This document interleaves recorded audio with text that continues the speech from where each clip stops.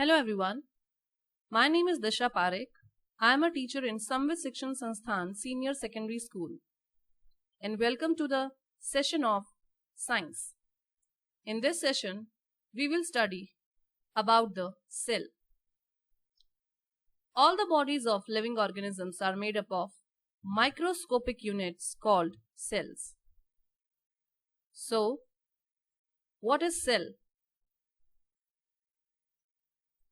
The cell is the basic structural and functional unit of living organism. Many organisms, such as bacteria, protozoa, etc., consist of single cell called unicellular organism. And many other organisms, such as human and animals, are composed of collection of cells that function in a coordinated manner called multicellular organism. All cells, whether they exist as one-celled organism or part of multicellular organisms, are capable of carrying out certain basic functions such as nutrition, respiration, growth, and reproduction. All these functions are essential for survival of the cells. Now, we will learn about discovery of cell. While studying a thin slice of cork, Robert Hooke saw that the cork resembled the structure of honeycomb, consisting of many little compartments. He called these boxes, these little compartments, as cells.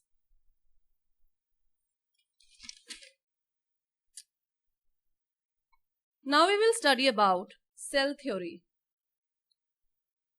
This theory comprises the following postulates. All organisms are composed of cells and cell products. All metabolic reactions take place in the cell only. Thus, cells are structural and functional unit of life. All cells arise from pre-existing cells only. Every organism starts its life as a single cell. All living organisms present on Earth can be classified into following two types: non-cellular organism, cellular organism. Non-cellular organisms, we can say that these organisms do not contain any cell in their body. Example, viruses. Cellular organisms are the organisms who contains one or more cells in their body. Example, bacteria, plants, and animals.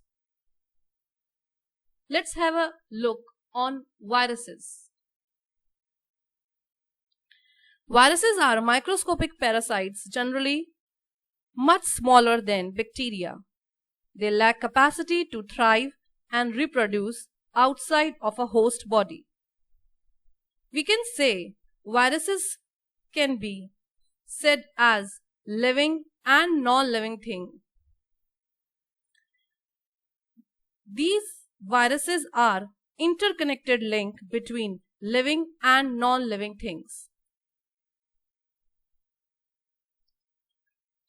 Cellular organisms can be divided further into two parts: prokaryotic cells and eukaryotic cells.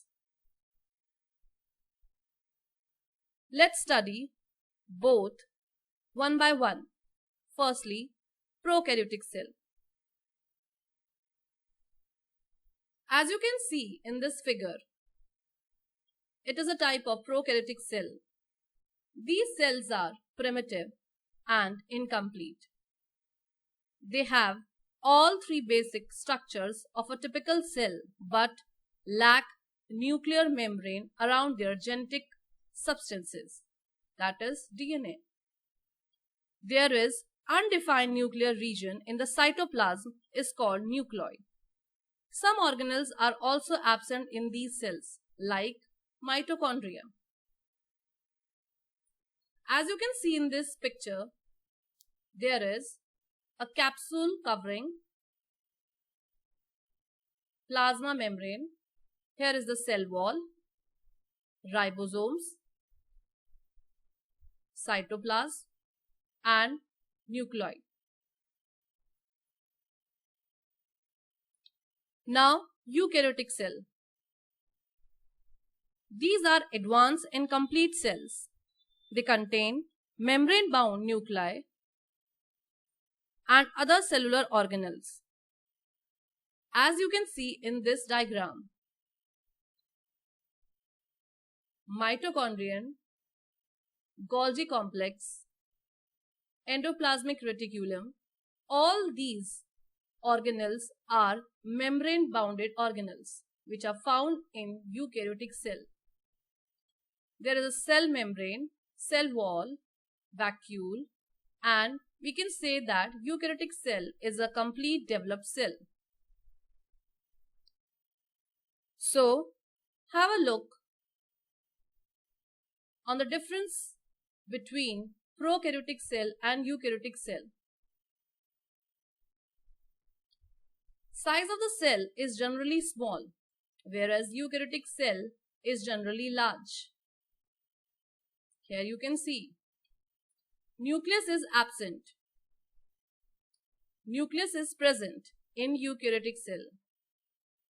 In prokaryotic cell, these cells contain single chromosome. In eukaryotic cells, they contain more than one chromosome.